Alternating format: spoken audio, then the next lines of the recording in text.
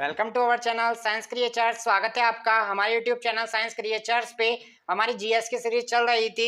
आज का हमारा टॉपिक रहेगा पीरियोडिक टेबल। पीरियोडिक टेबल के महत्वपूर्ण प्रश्न जो प्रीवियस ईयर में पूछे गए हैं या इस वर्ष के लिए इंपॉर्टेंट है। सभी एग्जाम के लिए यह सेशन इंपॉर्टेंट है, तो इसको अधिक से अधिक शेयर करें और आप चैनल पर नए हैं तो इसको सब्सक्राइब करें।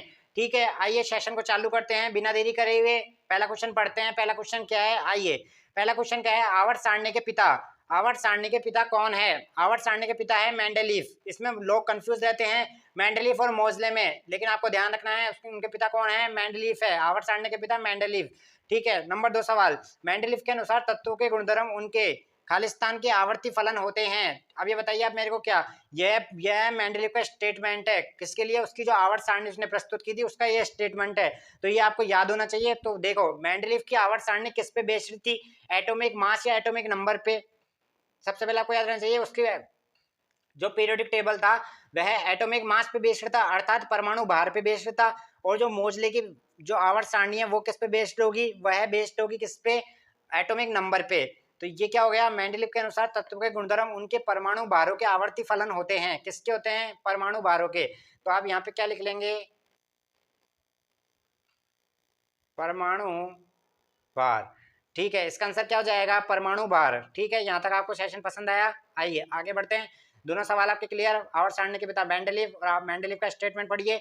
तत्वों के गुणधर्म उनके परमाणु भारों के आवर्ती फलन होते हैं। दैट इज आवर्ती फलन। आप पूछेंगे आवर्ती फलन मतलब होता है एक निश्चित सर्टेन अंतराल बाद तत्वों की पुनरावृत्ति हो जाती है, समान गुण वाले तत्व मिलते हैं तो उनको क्या बोलते हैं? आवर्ती फलन बोलते हैं। ये आपको क्लास में बताया गया था, लेकिन आप यहाँ पे सुन लीजिए। आइए अगला सवाल देखते हैं। आधुनिक आवर्त सारणी में, आधुनिक आवर्त सारणी दैट इज किसकी आवर्त सारणी की बात चल रही है? यहाँ पे मोजले की आवर्त सारणी की बात चल रही है। आधुनिक आवर्त सारणी में परमाणु क्रमांक 57 से लेकर 71 को कहा जाता है, क्या कहा जाता है? इनको कहा जाता है लैंथेनाइड श्रेणी। क्या कहा जाता है? लैंथेनाइड श्रेणी।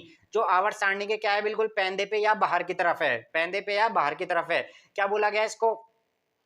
लैंथेनाइड श्रेणी। लैंथेनाइड श्रेणी कहाँ से चालू होती है? 57 से। और कहाँ पे एंड होती है? 71 पे। कहाँ पे एंड होती है? 71 पे। यहाँ तक की बात क्लियर? जल्दी बताइए, यहाँ तक की बात क्लियर? और इसी में यहाँ से दूसरा सवाल क्लियर करिए। आधुनिक आवर्त सारणी में परमाणु क्रमांक 89 से लेकर 103 तक को कहा जाता है, 89 से लेकर 103 तक को क्या कहा जाता है? उनको कहा जाता है एक्टिनाइड श्रेणी। और लैंथेनाइड और एक्टिनाइड श्रेणी मिलकर कौन सा ब्लॉक बनाते हैं? F block. यहाँ तक की बात क्लियर? ठीक है, यहाँ तक की बात क्लियर? 3 सवाल अपन ने यहाँ से पढ़े। आधुनिक आवर्त सारणी परमाणु क्रमांक 57 से 71 को क्या कहा गया? लैंथेनाइड श्रेणी। 89 से लेकर 103 तक को क्या कहा गया? एक्टिनाइड श्रेणी। और जो लैंथेनाइड और एक्टिनाइड श्रेणी मिलकर कौन सा ब्लॉक बनाते हैं? एफ ब्लॉक बनाते हैं। कौन सा ब्लॉक बनाते हैं? एफ ब्लॉक बनाते हैं। आइए अगला सवाल देखते हैं। तो इसका आंसर आपको बताया लैंथेनाइड श्रेणी। आइए, ऊर्जा की वह न्यूनतम मात्रा जो तत्व के एक गैसीय परमाणु की बाह्यतम कक्षा से एक इलेक्ट्रॉन को निकालने के लिए आवश्यक है, क्या कहलाती है? एक इलेक्ट्रॉन को निकालने की आवश्यक ऊर्जा क्या कहलाती है? उसकी आयनन ऊर्जा। क्या कहलाती है उसकी? जल्दी बताइए। आयनन ऊर्जा क्या कहलाएगी उसकी? आयनन ऊर्जा, जिसको अपन क्या बोलते हैं? आईपी, आयनन ऊर्जा। तो आयनन ऊर्जा क्या हो गई? ऊर्जा की वह न्यूनतम मात्रा जो तत्व के एक गैसीय परमाणु के बाह्यतम कोश से एक इलेक्ट्रॉन को निकालने के लिए दी जाती है, वह क्या कहलाती है? आयनन ऊर्जा। तो यहीं से एक दूसरा कंसेप्ट इलेक्ट्रॉन बंधुता। तो इलेक्ट्रॉन बंधुता क्या हो जाएगी? इलेक्ट्रॉन जोड़ने के लिए दी जाने वाली ऊर्जा क्या कहलाएगी? इलेक्ट्रॉन बंधुता कहलाएगी।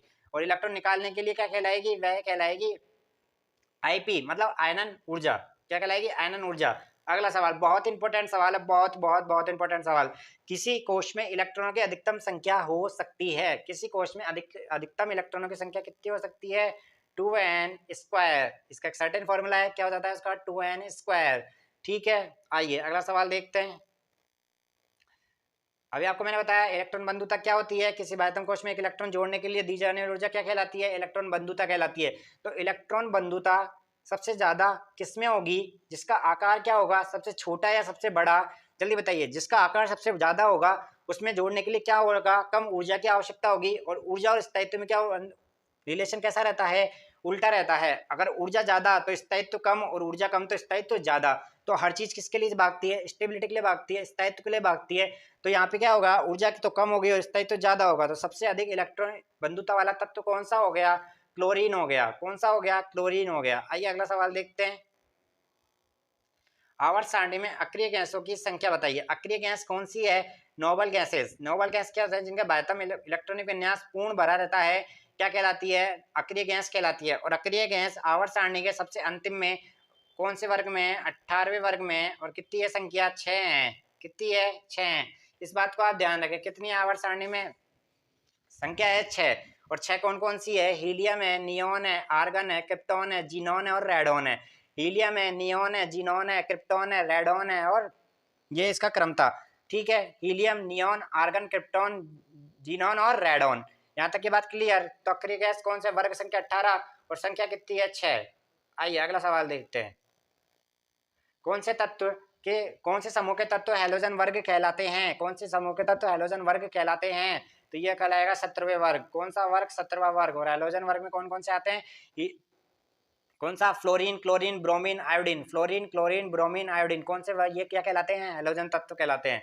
ठीक है, अगला देखते हैं। वे तत्व जो धातु है आधातु दोनों के अभिलाक्षणिक गुण दर्शाते हैं क्या कहलाते हैं? उपधातु। क्या कहलाते हैं? उपधातु कहलाते हैं। यहाँ तक की बात क्लियर? जो बोरॉन, सिलिकॉन, वो बीच में एक ऐसी सिड्डी नुमा रेखा आती है जो धातु और अधातु को क्या डिवाइडेशन का काम करती है, वह क्या कहलाती है? उपधातु कहलाती है। क्या कहलाती है? उपधातु कहलाती है। अगला सवाल देखते हैं। Al+3 Mg+3 Na+ की बढ़ती हुई आयनिक त्रिज्या के क्रम में लिखिए। क्या पूछा है? बढ़ती हुई आयनिक त्रिज्या। आयनिक त्रिज्या पूछी है, तो आवेश का मान, आवेश जितना ज्यादा तो आयनिक त्रिज्या क्या होगी? बताइए। आयनिक त्रिज्या रिलेटेड टू बी क्या? आकार से संबंधित है। तो बताइए Na+ का आकार ज्यादा, Al+3 का आकार ज्यादा या उसका आकार ज्यादा? बताइए, जल्दी बताइए। तो सबसे देखो, बढ़ते हुए क्रम में पूछा है तो सबसे पहले आएगा सबसे छोटा, फिर आएगा बड़ा उससे, और सबसे लास्ट में क्या आएगा? Na+। ठीक है, यहाँ तक की बात क्लियर? आकार जिसका कम उसके आयनिक, आकार जिसका कम आयनिक त्रिज्या कम, आकार ज्यादा आयनिक त्रिज्या ज्यादा। ठीक है। एसएससी सीजीएल 2023 का सवाल है, 17 तारीख को जो एग्जाम लगी थी उस शिफ्ट का। निम्न में से प्रथम वर्ग से संबंधित नहीं है। बताइए। लिथियम, सोडियम, हाइड्रोजन या रुबिडियम? बताइए प्रथम वर्ग में कौन कौन से सदस्य आते हैं? जल्दी बताइए। लिथियम आता है, आता है। सोडियम भी आता है, रुबिडियम भी आता है। तो इसमें क्या था? अब अपन पढ़ते हैं प्रथम वर्ग में हाइड्रोजन आता है, लेकिन यहाँ पे जब 3 है ना और ऑप्शन, वो तो क्या है, हमको कंफर्म पता है वह फर्स्ट वर्ग से संबंधित है। लेकिन डाउट किस पे जा रहा है? हाइड्रोजन पे। हाइड्रोजन पे हमको डाउट है कि यह फर्स्ट वर्ग से संबंधित है या नहीं। तो इसका आंसर जो सही माना गया वह क्या होगा? हाइड्रोजन। क्या होगा? हाइड्रोजन। ठीक है, यह एसएससी का सवाल है, बिल्कुल लेटेस्ट सवाल है। ठीक है, आइए। एक उदासीन परमाणु में प्रोटॉन की संख्या किसके बराबर होती है? इलेक्ट्रॉन की संख्या के बराबर। किसके बराबर होती है? इलेक्ट्रॉन की संख्या के बराबर। ये सर्टेन सवाल था। आवर्त सारणी में गैसीय तत्वों की संख्या बहुत बार पूछा गया सवाल है। गैसीय तत्वों की संख्या, गैस कितनी है? 11। और लिक्विड फॉर्म में कितने हैं? 5। और बाकी सब क्या है? ठोस। द्रव कितने हैं? 5। गैस कितनी है? 11। ठीक है, आइए। तो 6 तो इसमें क्या हो जाती है? Noble gas. फिर ऑक्सीजन, हाइड्रोजन, नाइट्रोजन, ये है। ठीक है। मुद्रा धातु। मुद्रा धातु क्या है? कॉपर है, एजी है, एयू है। ये कौन सी है? मुद्रा धातु कहलाती है। कौन सी? तीनों क्या कहलाती है? मुद्रा धातु। और आज का हमारा सेशन यहीं समाप्त होता है। कल मिलते हैं आपके साथ। जो आज हमारे समस्थानिक छूट गया, संभारिक छूट गए, और जो भी छोटे छोटे हमारे क्वेश्चन है प्रीवियस ईयर के जो इंपॉर्टेंट है पीरियडिक टेबल से, वो कल हम आपके लिए लाएंगे। फिर ऐसे ही हमारे चैनल को प्यार देते रहें और हमारे वीडियो देखते रहें, प्रीवियस भी देखते रहें, सारे इंपॉर्टेंट है। हर आपके एग्जाम के माध्यम से जो पढ़ाया जाता है, जो सवाल आ रहे हैं और जैसे टाइप से पूछे जा रहे हैं, उनसे लेकर आपको वीडियो बनाए जाते हैं। इसमें ये नहीं कि पैटर्न पुराना फॉलो कर रहे हैं और सवाल नए पैटर्न से आ रहे हैं, वैसा कुछ नहीं है। बिल्कुल नया पैटर्न है और यहीं से सवाल आते हैं। आप एग्जाम देने जाओगे तो आप देखोगे यहाँ से आपको डिट्टो सवाल मिलेगा। ठीक है, सेशन को पसंद करें, लाइक करें, शेयर करें। ठीक है, थैंक यू, धन्यवाद।